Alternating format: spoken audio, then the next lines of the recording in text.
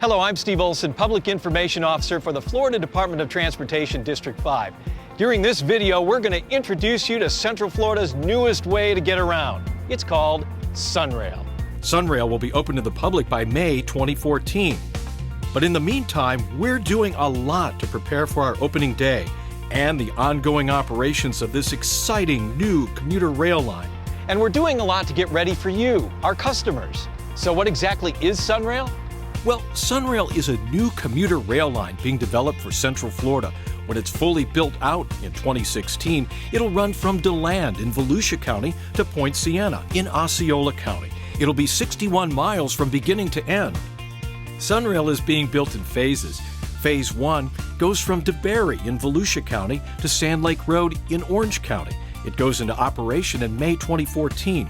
There'll be 12 stations, some of which are under construction right now. The stations will be at DeBary, Sanford, Lake Mary, Longwood, Altamont Springs, Maitland, Winter Park, Florida Hospital, Links Central Station, Church Street, Orlando Amtrak, and Sand Lake Road. All of these stations will be open and fully operational by May 2014. The Phase 1 segment of SunRail is 32 miles long. In 2016, SunRail will open Phase 2. In Phase 2, we are going to expand north to DeLand from DeBary and south to Point Siena from Sand Lake Road. These new stations will be constructed in Volusia, Orange, and Osceola counties. In Volusia, we'll be going to the historic Amtrak station in DeLand. In Orange County, we will build a new station at Meadowwoods. In Osceola County, we will be building 3 new stations at Osceola Parkway, Kissimmee Amtrak, and finally, Point Siena. We're adding about 30 miles to complete the entire segment. Ample parking will be available at all of the stations except for our urban destination stations in Winter Park, Florida Hospital, Links Central Station, Church Street, and Orlando Amtrak. But all of our stations will be ADA accessible. I'm going to come back a little later and give you a detailed update on construction activities. But first, let's take a look at the trains. First, there are 3 parts to the trains: locomotives, coach cars, and cab cars. When you put them together, you have a train set. The locomotive powers the train. Passengers ride in both the coach and cab car, but the cab car is unique because it also includes a second set of controls called a cab. You see, our trains are using something called push-pull technology. This means that when the train is traveling in one direction, the engineer sits in the locomotive and controls the train from there. This is when the locomotive is pulling the train down the tracks. When the train gets to the end of the line, rather than turning it around, the engineer gets out and walks to the cab car and uses the alternate controls to drive the train back up the tracks. This is when the locomotive pushes the train. The locomotives are being built by Motive Power in Boise, Idaho, and when they're finished, they're going to look like this. The outside of the trains will be beautiful and painted in a way to reflect the SunRail colors and the character of Central Florida: bright, engaging, and energetic. The locomotives are going to look like something from the future. Kids and adults alike will be thrilled to see these beautiful, powerful locomotives moving down the SunRail corridor. SunRail has ordered locomotives with a nose cone that will give them that futuristic look. Although the locomotives are capable of traveling up to speeds of 79 miles per hour, here on the SunRail corridor, the average speed is going to be about 45 miles per hour. Do you have a guess how much these locomotives weigh? They tip the scales at 289,000 pounds, or about 144 tons. And the cars, where the passengers will ride, they're going to be simply stunning. When you come into a SunRail car, you'll feel like you're stepping into the latest and greatest in passenger rail. Well, that's because you are. First, let's take a look inside the cars. We'll have tables where you can sit with your laptop and get started on work, read the paper, or let the kids draw. To make it even easier, we'll have free Wi-Fi on board. Need to plug in while you're on the train? SunRail's got you covered. You'll be able to surf the web or even answer a few emails before you get to work. Why not order a pizza while on the train so that it arrives a few minutes after you get home? You'll be able to do all of that and more on SunRail. And Central Florida will get a peek at the train sets in the latter part of 2013 when they go through a commissioning process. That's a fancy way of saying that we're taking them out for a test drive to make sure we got everything that we ordered. So if you see us out on the corridor, give us a wave. So let's jump ahead to May 2014. How will SunRail operate? How much will a ticket cost? And when will service be available? These are some of the questions that we get most often when we are out conducting outreach for SunRail. The SunRail trains will run on a peak service schedule every 30 minutes from 5:30 to 8:30 a.m. and from 3:30 to 6:30 p.m. On the non-peak schedule, the trains will run every 2 hours. There will not be weekend service at this time, but special event trains will be available. Each SunRail station will have ticket vending machines where you can purchase SunRail tickets and monthly passes. They work a lot like an ATM. Our ticket vending machines will also be accessible for the disabled. You can buy weekly, monthly, or annual passes on SunRail. You can also purchase a stored value pass, which you can refill when your balance gets low. It operates similarly to the ePass and SunPass toll transponders. You will also be able to buy one-way or round-trip SunRail passes. A monthly pass on SunRail is expected to cost as little as $56.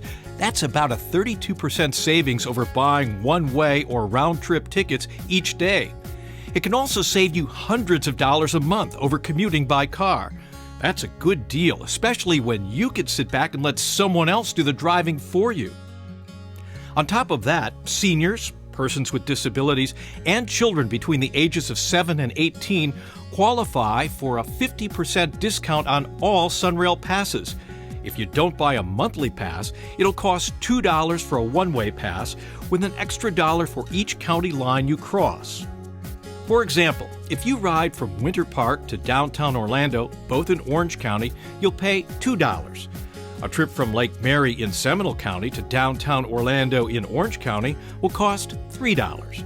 A trip from DeBary in Volusia County to downtown Orlando in Orange County will cost $4.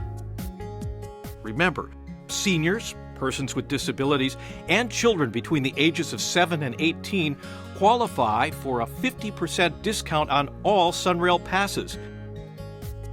When you get ready to board the trains, there will be stationary readers on the station platforms. You simply tap your card on the reader and get on the train. It's as easy as tap and go. When you get to your destination, you do the same thing. Find the stationary reader and tap and go. Now it's time to change into my safety gear and we're off to a construction site. Construction is underway and it's happening in two major pieces. There's work occurring on the railroad right-of-way and at the station locations. The reason we divide it up this way is because anyone working on or near the tracks is required to have special training and certification. So we have one team that's building the new tracks and the station platforms which are adjacent to the tracks and in the rail right-of-way. This team is a joint venture made up of Archer Western and SunRail Works. The work on the stations is being done by two different companies. Archer Western is building 7 of our 12 stations, and Wellbro, a construction company here in Central Florida, is building the additional 5 stations. The station work involves building the canopies and the railings on the platform, the eventual sites of the station parking lots, and the landscaping. Rail construction consists primarily of adding a second set of tracks called double tracking. We're doing this throughout most of the corridor where there's only one track now. Our double tracking efforts are already underway, starting at Fort Florida Road in DeBary on the north end of Phase 1. The first step in this process is to clear the land alongside the existing rail. We clear out the vegetation and make room for the new tracks. Following that, we bring in dirt called subgrade to bring the ground up to the same level as the existing tracks. We then build the track in sections, laying down the ties, then placing the steel rails on top. A machine called a spiker drives the spikes, attaching the rails to the ties. Sections of the rail are welded together. We then lift the rail, put the ballast rocks under the tracks, and lay the tracks back down on top. Going along with the construction that's happening on the second set of tracks, Crews are also out there upgrading the railroad crossings. They're adding the second set of tracks at the crossing and upgrading the signals too. The process of adding the second set of tracks at a crossing is similar to the double tracking work. A section of track is assembled on the shoulder of the roadway next to the tracks. Then the roadway at the crossing is torn out, the rocks and rails are laid in place, then the roadway is repaved and the concrete panel between the tracks is installed. Crews also install and repair any sidewalks that exist at the railroad crossings. At many crossings, we're also installing new pedestrian crossing gates at the sidewalk to remind pedestrians they need to stop for oncoming trains, the same as cars do. There are some instances where a crossing is the only way in and out of a development or a neighborhood. In those cases, our crews will only work on half the crossing at a time, making sure the other half is always open to traffic so residents can get in and out of their homes as they need to. Work on the rails will continue to move from north to south as we finalize our design plans and can get them into the hands of the crews that will build them. Most of the work at the stations is similar to building construction, with crews digging out the area where the platform will be built, pouring concrete footers that will serve as the platform's foundation, and then actually building the concrete structure of the platform. This work is all done adjacent to the railroad tracks, close enough so that SunRail riders will be able to easily step from the platform onto the train. The second major part of our work is called the station finishes. That's where we take a platform and turn it into a full-blown SunRail station. Our platforms will be covered by canopies to keep the sun and rain off our riders and have amenities like ticket vending machines, water fountains, passenger assist and emergency phones, audio and visual announcement systems, and closed-circuit television cameras. Beyond the platforms, most of our stations will also have parking lots, bus, and kiss and ride lanes. Those are the lanes where passengers can be dropped off. There will also be lighting and landscaping. Another activity that's not construction but necessary to keep the rail corridor operating safely is maintenance. When FDOT bought the 61.5 miles of track, we became responsible for the upkeep of the railroad. There are a lot of different maintenance activities going on continuously along the corridor. We are constantly inspecting the tracks and the signals to look for defects or potential problems so we can correct them before they become issues. Right now, our crews are looking at every crossing signal to make sure they are ready to withstand the lightning and power surges that come during our storm season. One ongoing maintenance activity is replacing old rotted railroad ties that are no longer effective. Another is tamping, a process of shaking up the ballast under the rails to make sure the rails are as straight as possible to make the ride more smooth and comfortable. So far, we've been discussing all the new and exciting parts about SunRail, but rail transportation is serious business. The train tracks are not toys and are not to be played with, jumped on, or in any way interfered with. Too many people lose their lives on the train tracks every year. We don't want to add to those grim statistics in Central Florida. FDOT takes part in Operation Lifesaver and has created its own safety initiative called SunRail is Safe Rail. Operation Lifesaver is a public rail safety education program that began in 1942 in Idaho. Since then, it's been adopted in all 50 states and has now become international, all in the interest of rail safety. The three main components of the Operation Lifesaver program are education, engineering, and enforcement. The education component includes presentations to driver's education students, school bus drivers, law enforcement, all grades in school, and civic organizations. It also includes the use of public service announcements, videos, and printed materials such as brochures and posters. That's why we have Operation Lifesaver presenters available to make presentations to your group as part of our SunRail is Safe Rail program. The construction and operation of SunRail does not create new rail safety hazards, but it's opened the door for more discussion about safety around railroad tracks. According to the Operation Lifesaver website, about every 3 hours, a person or vehicle is hit by a train in this country. SunRail is Safe Rail is our campaign aimed at educating the public about how to stay safe on the rail. To date, the SunRail Public Involvement Team has given hundreds of presentations to the public about rail safety. So what do you need to know to stay safe around SunRail? First, any time is train time. Any track may have a train running on it at any time. We should not become complacent and think that we know when the train will be coming down the tracks. Any train can be delayed for various reasons, and additional trains may be operating on the track.